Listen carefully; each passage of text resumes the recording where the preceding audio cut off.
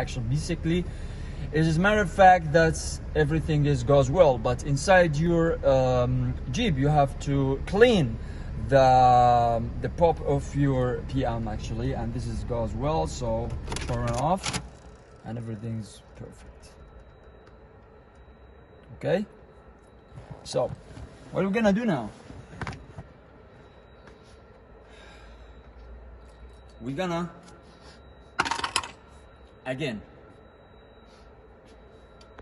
gonna take this from here, not touch the speedometer timer, and just take this slowly and go out and remove the first one. Guys, be careful when you remove this, because you don't need really any problem about the tiny Microsoft cable. So here we go, the little guy here. You have to press here, and here we go.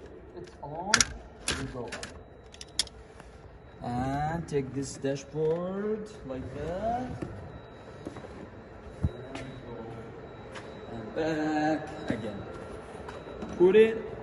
Everything's perfect. Don't touch it. Don't do anything stupid. And put carefully.